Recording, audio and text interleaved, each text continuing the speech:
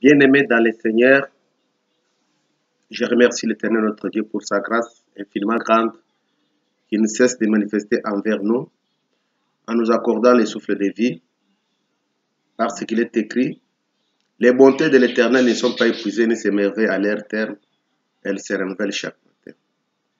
Bien-aimés, il y a plusieurs personnes qui avaient élaboré de grands projets pour voir ces jours, que vous et moi, nous participions, mais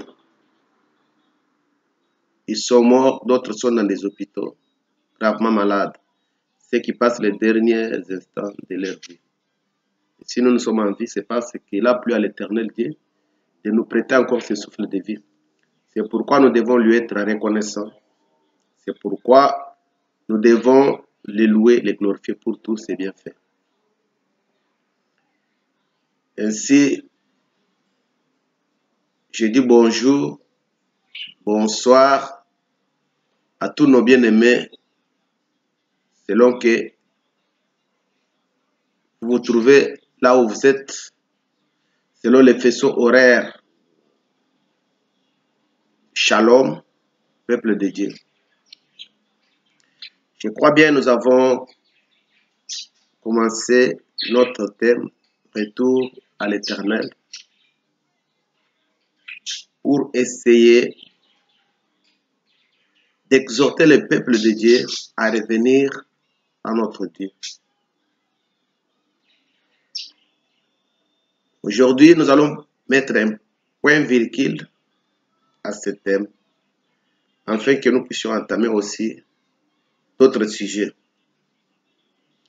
Mais il était nécessaire pour que nous cherchions d'abord la face de Dieu. Car il est écrit, ne te presse pas à sortir des paroles devant l'Éternel ton Dieu. Ainsi, il fallait d'abord faire la rétrospective de notre vie. Il fallait d'abord arranger avec notre Dieu, chercher la communion avec lui. Ainsi, nous pouvons lui adresser ce que nous avons comme requête, ce que nous avons comme difficulté. Parce que, comme je l'ai dit la fois passée, Dieu reste dans sa parole. C'est lui qui est inchangeable. C'est lui qui est le même hier, aujourd'hui et éternellement. Mais pour nous les hommes, nous devons changer. Nous devons tendre à la perfection. Nous devons nous approcher de notre Dieu. Parce qu'il a dit, si vous revenez à moi, moi aussi je reviendrai à vous. Lui, il est là où il est, dans sa parole. C'est à nous de faire l'effort pour le rejoindre dans sa parole. Si nous revenons dans sa parole, là, il nous reçoit et sa bénédiction nous est en partage. Sans plus tarder, nous allons lire le dernier livre que nous avions lu la fois passée, les Romains chapitre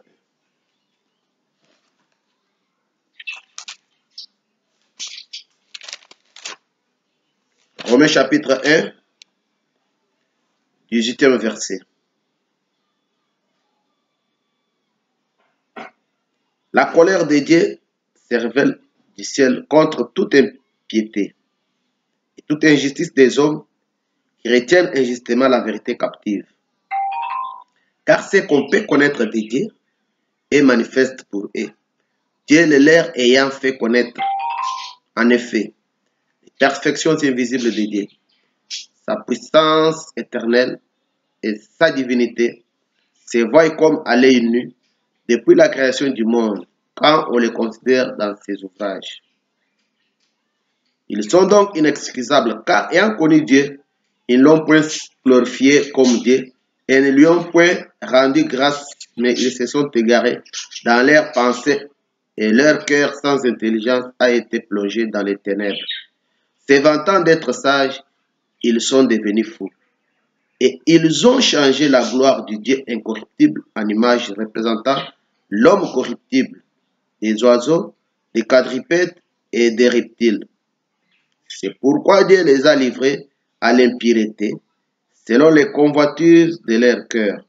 Ainsi, ils déshonorent eux-mêmes leur propre corps, et qui ont changé la vérité de Dieu en mensonge, et qui ont adoré et servi la créature au lieu du Créateur qui est béni éternellement. Amen. C'est pourquoi Dieu les a livrés à des passions infâmes, car leurs femmes ont changé l'usage naturel en celui qui est contre la nature. Et de même, les hommes, abandonnant l'usage naturel de la femme, se sont enflammés dans leurs désirs les uns pour les autres, commettant homme avec homme des choses infâmes et recevant en eux-mêmes le salaire que méritait leur égarement.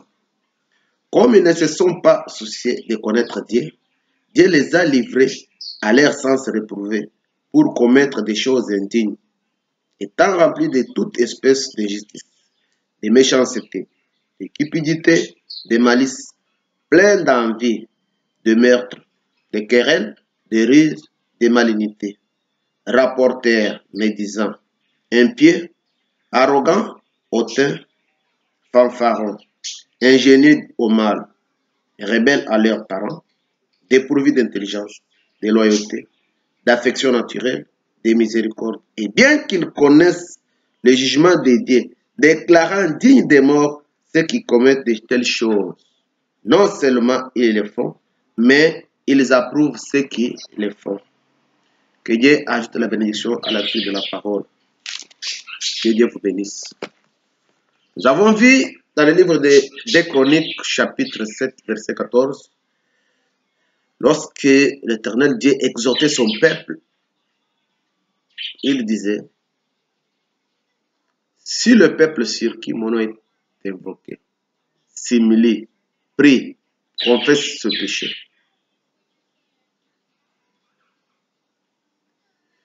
je l'exaucerai du ciel, pardonnerai son péché, je guérirai son pays. Lorsque le mal arrive, c'est que Dieu nous demande d'abord, c'est de nous humilier. Celui qui s'humilie, c'est celui qui se reconnaît d'abord coupable. Celui qui accepte son péché. Car il est écrit, celui qui cache ses transgressions ne prospère point. Mais celui qui les avoue et les délaisse obtient miséricorde. Il y a les problèmes. Avouer, c'est bien. Mais il faut prendre la décision d'abandonner.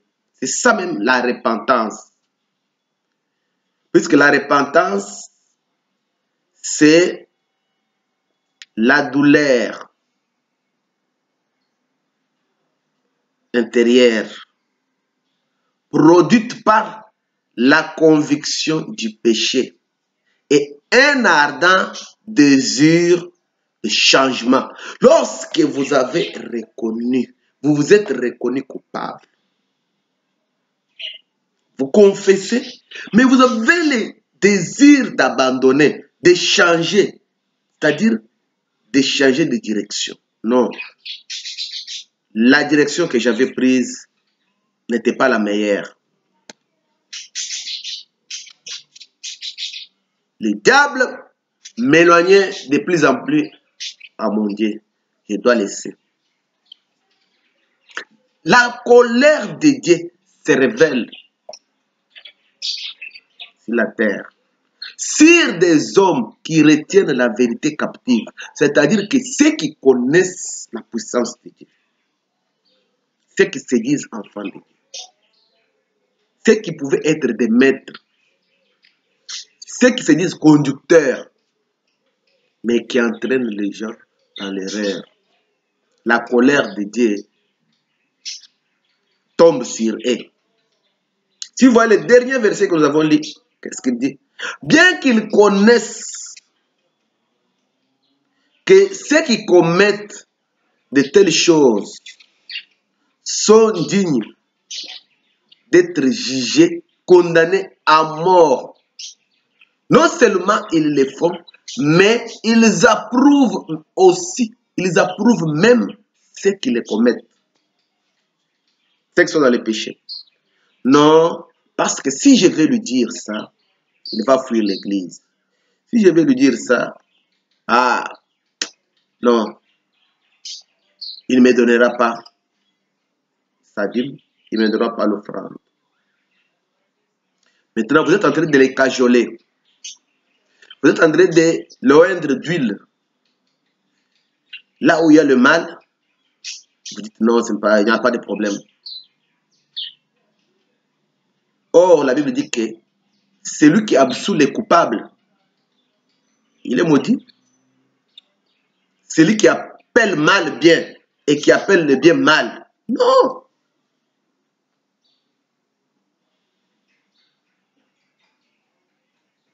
Le mal est devenu, le mal a atteint un niveau, le niveau le plus illuminant. C'est pourquoi même le Seigneur Jésus-Christ avait dit, le Fils de Dieu viendra au milieu de la nuit, au moment où vous ne vous attendez pas. Or, quelque part, il est écrit, la nuit est avancée, les jours approchent. Dépouillons-nous des œuvres du ténèbre. Oh, la nuit qui est avancée, c'est-à-dire le mal est avancé. La nuit est synonyme du mal. Les jours approchent. Or, les jours, c'est le Seigneur Jésus-Christ. Sa venue est imminente. Nous devons nous préparer. Nous devons nous repentir. Nous devons changer nos comportements. Nous devons abandonner les péchés. Église aujourd'hui, les pays qui s'appellent les pays chrétiens, à tendance chrétienne, sont les premiers à adopter l'homosexualité.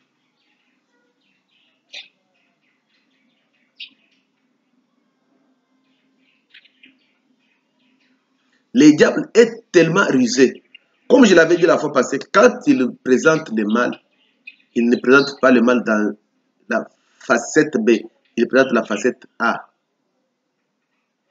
Il te dit non, il n'y a pas de problème.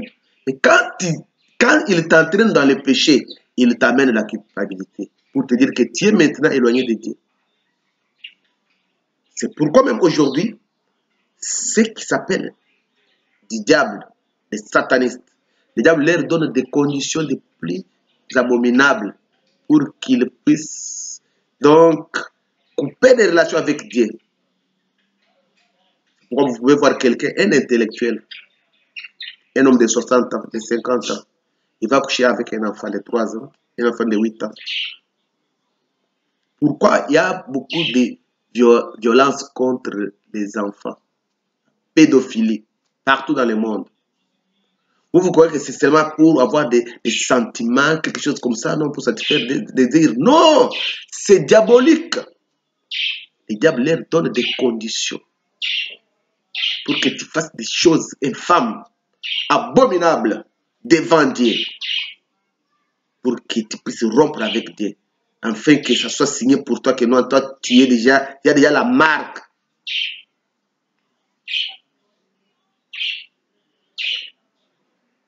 C'est pourquoi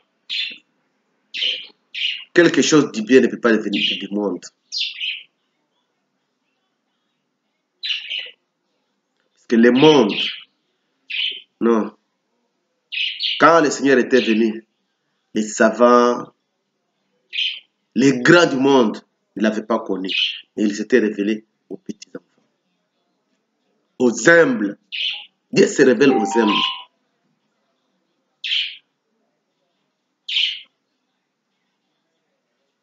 Les grands de ce monde sont en train de se contredire.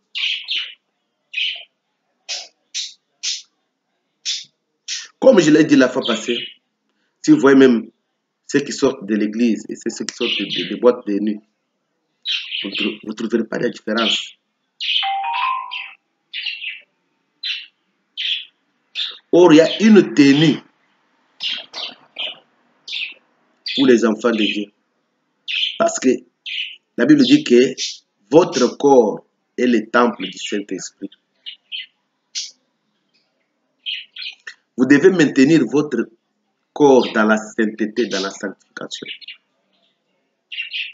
Que ce soit les hommes, que ce soit les femmes.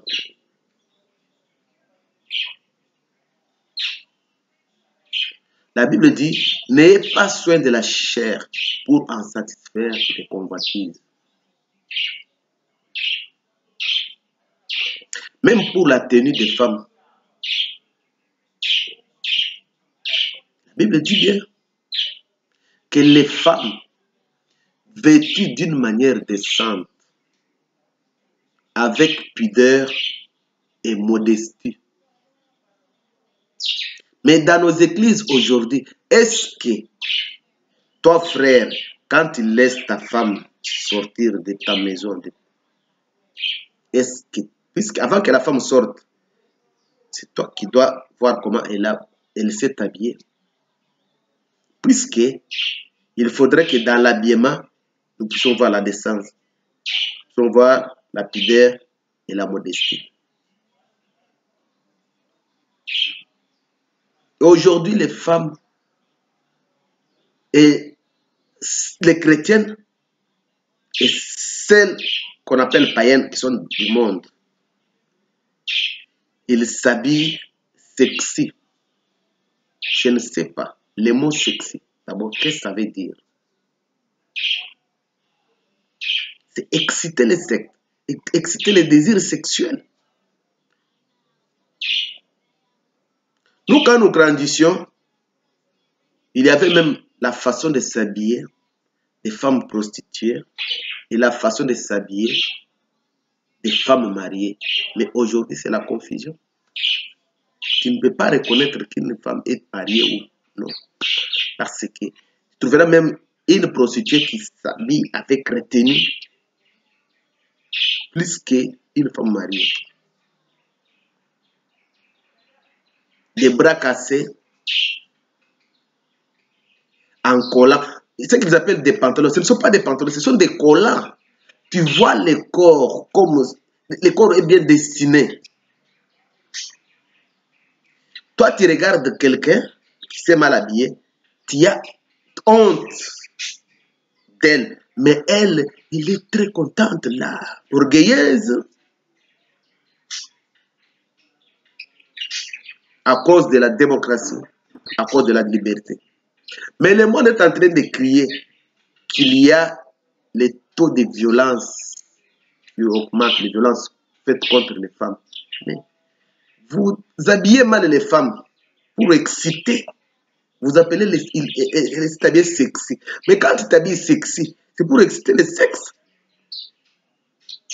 Et quelqu'un qui n'a pas de maîtrise, il fait des viols. Donc, vous parlez d'une chose et son contraire. C'est pourquoi nous devons craindre Dieu.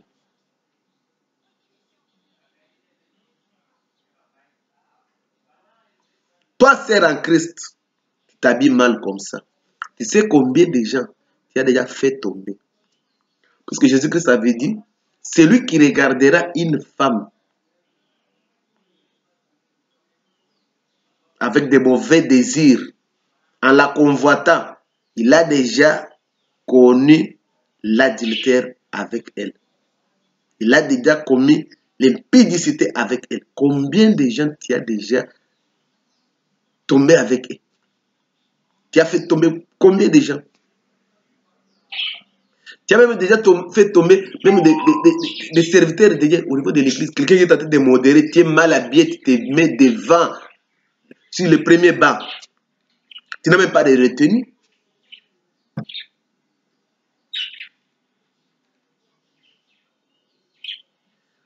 Puisque dans d'autres cieux, tu pouvais même voir une fille ou une femme qui s'est mal habillée, elle peut prendre même le mouchoir pour un peu cachait les cuisses. Mais aujourd'hui, elle est là. Elle ne tient pas compte de tout. Donc, les sous-vêtements aujourd'hui est exposé comme quelque chose à vendre. Mais tu dis que tu as le Saint-Esprit. Puisqu'il y a les gens qui sont des spécialistes d'interprétation de la parole. Ils interprètent mal la parole.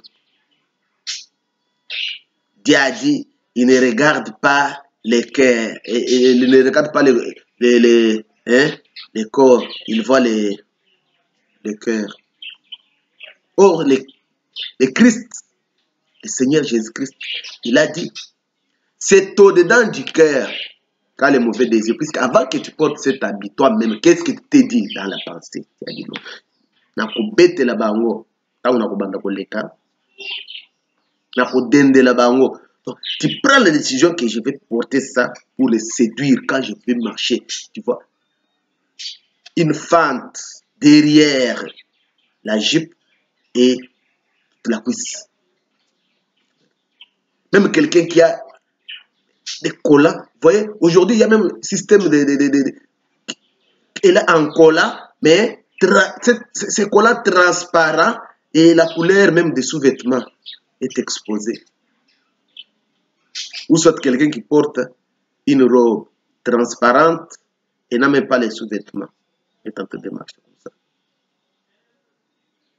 C'est pourquoi, à cause de cela, Dieu était descendu pour aller détruire Sodome et Gomorrhe.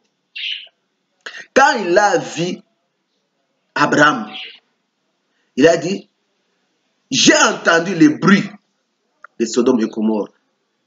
C'est pourquoi nous sommes descendus, nous allons voir si ce que nous avons entendu est réel. Il y avait de l'abomination, de l'homosexualité.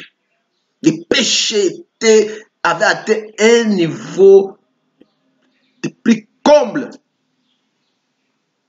Et lorsqu'ils sont arrivés là-bas, ils ont trouvé que ce qu'ils avaient entendu, c'était vrai, puisque quand les hommes, les anges étaient entrés dans la maison de Lot, les gens de la ville sont venus pour dire à Lot, faites sortir ces gens-là, nous voulons les prendre. L'autre m'a demandé, non, non, non, vous ne pouvez pas prendre des gens qui sont venus sous mon toit. Si vous voulez, j'ai des filles ici qui sont vierges, je peux même vous les laisser prendre. Mais n'attaquez pas ces gens, ces paisibles gens, puisqu'ils sont venus sous mon toit. Et quand les gens insistaient, les anges ont dit à l'autre d'entrer et ils ont fermé la porte. Et ces gens ont cherché toute la nuit sans voir la porte de la maison. Jésus-Christ a dit, ce qui se passa au temps de Lot se passera aussi au jour du Fils de l'homme. Ce qui se passa au jour de Noé, c'est ce qui se passera aussi à l'avènement du Fils de l'homme. Qu'est-ce qui s'était passé au temps de Noé? Au temps de Noé, à cause du péché, Dieu s'était repenti même d'avoir créé l'homme. Il dit, le cœur de l'homme est toujours dirigé vers le mal. Je me repens pour avoir créé l'homme.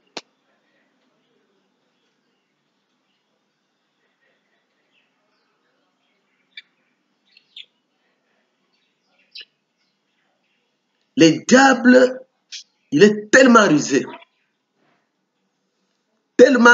que même ceux qui se disent enfants de Dieu sont déjà entraînés. Les gens ne parviennent pas à résister le mal. Ils connaissent la vérité, la loi de Dieu.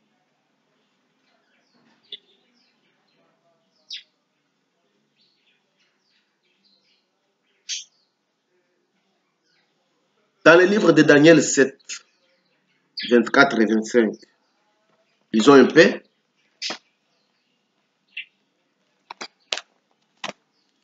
Daniel 7, 24 et 25. Les 10 cornes, ce sont 10 rois qui s'élèveront de ces royaumes. Un autre s'élèvera après eux. Il sera différent des premiers. et il abaissera 3 rois. Il prononcera des paroles contre les Très-Hauts. Il opprimera les saints du Très-Haut. Et il espérera changer le temps et la loi. Et les saints seront livrés entre ses mains pendant un temps de temps et la moitié d'un temps. Ici dans le livre de Daniel 7, Dieu avait fait voir à Daniel la succession des empires universels qui devaient régner sur la terre. Le premier empire,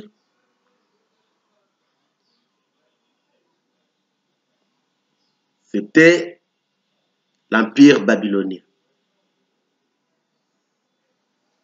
C'était représenté par les lions. Deuxième empire, Médo-Perse, représenté par Ours. Troisième empire, empire grec, représenté par les léopards. Et nous voulons nous attarder un peu sur le dernier empire, qui était représenté par un monstre. C'était un animal extraordinaire qui n'avait pas de forme, mais qui avait 10 cornes. La Bible dit que 3 de ces cornes étaient tombées et une corne les avait remplacées. Et cette corne s'était allongée et a commencé à parler avec arrogance.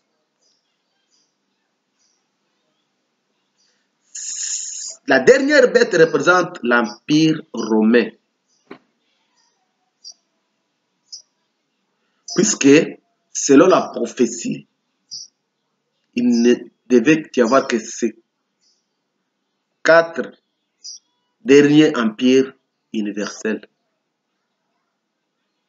Et le dernier empire universel, c'est Rome. Après Rome, il n'y aura plus d'autres empires universels. C'est pourquoi ce qui s'est fait aujourd'hui, c'est les ramifications de l'Empire romain. L'Empire romain est tombé, n'existe pas. Mais l'Empire romain existe par des ramifications. Nous savons, l'Empire romain s'était divisé en Empire romain d'Orient et l'Empire romain d'Occident.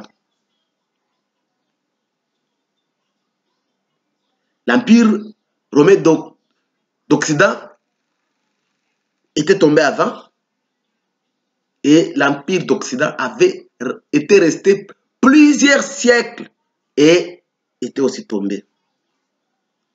Mais nous avons les vestiges de l'Empire romain. Le Vatican, l'Église catholique.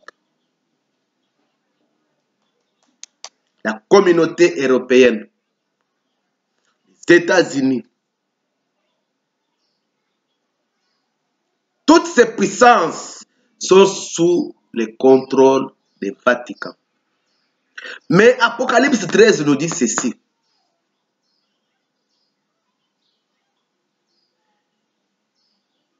Qu'il y a une bête qui sortira des eaux.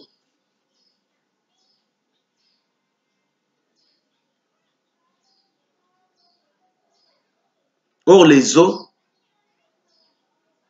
représentent les peuples, les langues, les nations, les tribus organisées, sont des nations. C'est-à-dire que cette bête-là que Daniel avait vue, Jean l'a vu aussi en Apocalypse 13. La bête qui a 10 têtes. Daniel avait vu avec 10 cornes. Or, en Apocalypse, la Bible dit ceci. Il avait une tête blessée à mort, dont la blessure mortelle était guérie. Et lorsqu'il y a eu la guérison de la blessure, tous les peuples du monde ont acclamé. C'est pour dire que cet empire romain, qui semble ne pas exister, va renaître dans les derniers temps. Parce que ce que Daniel avait vu, ça c'est rapporté aussi à ce que le roi Nabuchodonosor avait vu, les songes de Nabuchodonosor, qui avait vu la statue, qui avait la tête en or.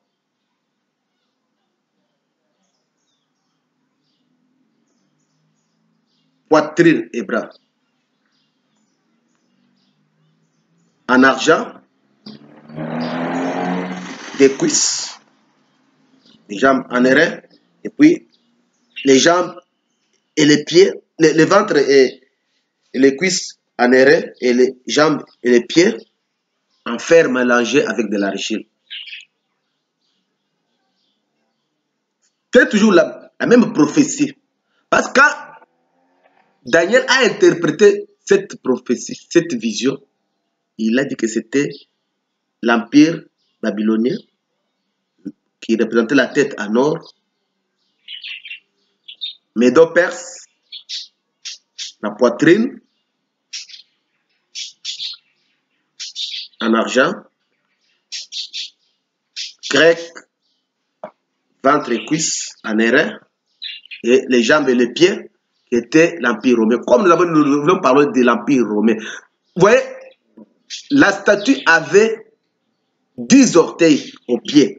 Et lorsque la pierre qui était descendue, sans les secours d'aucune main, elle avait frappé le pied. Pour dire que cet empire va s'écrouler au moment où il aura une représentation des 10 rois.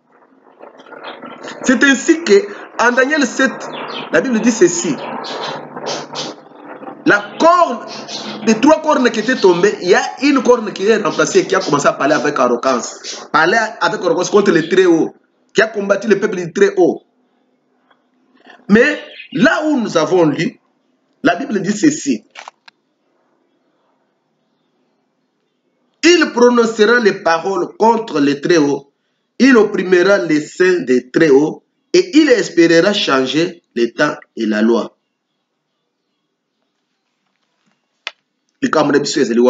Il espérera changer les temps et la loi.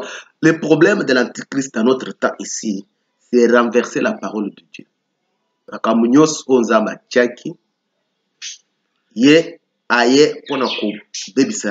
Le nouvel ordre mondial. C'est-à-dire contredire la parole de Dieu. Amener un monde d'anarchie. Aujourd'hui, tout ce qui a été interdit est accepté. Il y a même beaucoup de pays qui ont commencé maintenant à admettre même que les gens puissent prendre du chanvre. Les enfants ne doivent pas obéir à leurs parents. Les femmes ne doivent pas être soumises à leur mari. Les gens peuvent se marier homme et homme, femme et femme. Les gens peuvent faire des mariages avec des bêtes.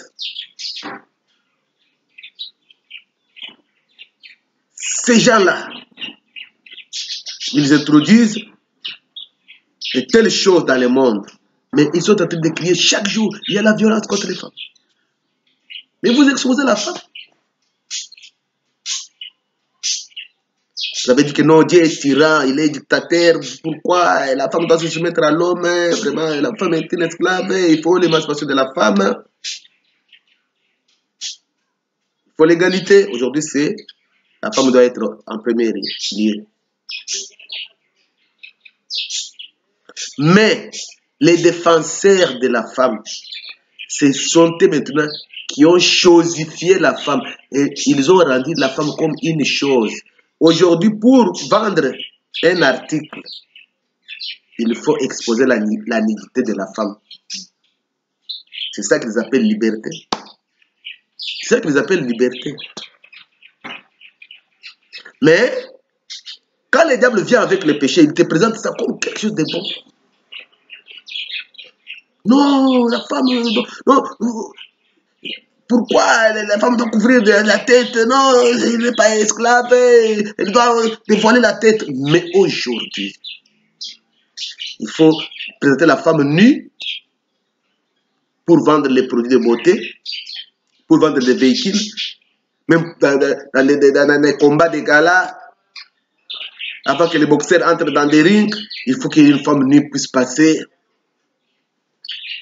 Pour ouvrir les cérémonies sportives, il faut qu'une femme mal habillée. Vous voyez, c'est ça le monde. Là où le monde est en train de nous entraîner. Mais nous maintenant, les enfants de Dieu, quand nous acceptons cela pour amener ça dans l'église,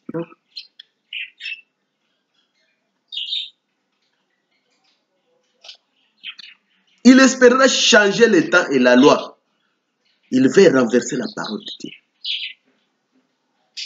C'est ça l'œuvre du diable. Maintenant, il y a ceux qui veulent maintenant amener aussi cela dans l'église. Dans les mariages. Oh, le mariage, c'était la première institution que Dieu avait instaurée sur la terre. Mais ce mariage n'a pas encore de valeur.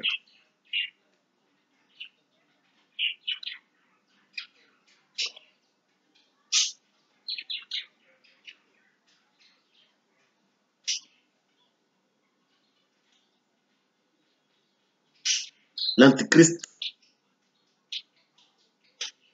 en Daniel 9 dit, il fera une alliance solide avec plusieurs. Il va entraîner beaucoup de gens, beaucoup de pays, beaucoup de nations.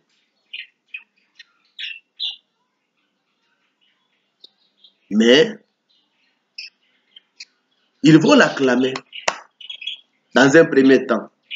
Mais après, quand il va changer la face, on va commencer maintenant à crier.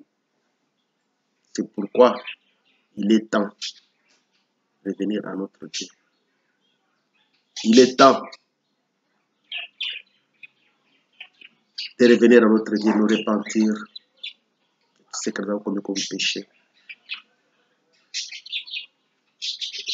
Aujourd'hui, les pasteurs n'ont pas de valeur devant d'autres personnes. Pourquoi? Les scandales, ceux qui se disent contre les œuvres de Dieu. Pourquoi? Puisqu'il y a beaucoup de faux. Parce que le diable aujourd'hui, il se déguise en ange de lumière. La Bible dit que ce n'est pas étonnant que même ses serviteurs aussi se déguisent en ange de lumière. C'est pourquoi aujourd'hui, il y a la confusion. Il y a ceux qui contredisent la parole de Dieu. Non, vous voyez, ça c'est ce que Paul avait écrit. Vous voyez, ça c'est... Donc, les enfants de Dieu sont maintenant dans la confusion. Ils ne savent pas quoi faire. C'est pourquoi, peuple de Dieu, devons revenir à notre Dieu.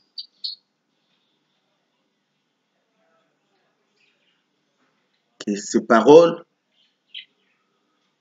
puissent te réveiller,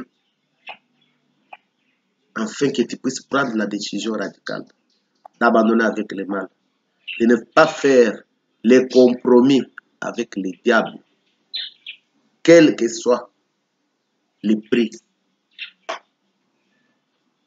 Parce que si les chrétiens de l'église primitive faisaient aussi des compromis avec le monde, on n'aurait même pas eu ce que nous avons comme Bible aujourd'hui.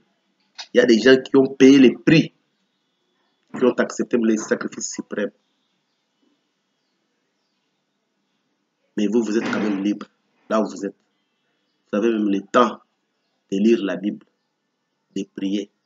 Mais pour même traduire cette Bible, il y a les gens qui ont payé le prix. Il y a des gens qui sont morts. Pourquoi? Parce qu'ils ont essayé, ils ont tenté de traduire la Bible dans des langues courantes pour que les gens puissent commencer à lire comme nous le lisons aujourd'hui. Mais vous pouvez voir un enfant de Dieu, il a sa Bible, elle est bien propre. Depuis qu'il a fermé ça, il a mis ça dans les tiroirs. Il n'a même pas le temps de le lire. Il profite parfois quand il va à l'église pour lire la Bible. Il faut lire la Bible pour avoir la connaissance, pour s'opposer contre le mal, pour résister contre les séducteurs, contre les diables, parce que le diable a envoyé beaucoup de ses serviteurs afin de séduire les peuples de Dieu pour que toi, tu as besoin de chercher Dieu. Tu as senti un vide en toi. Mais,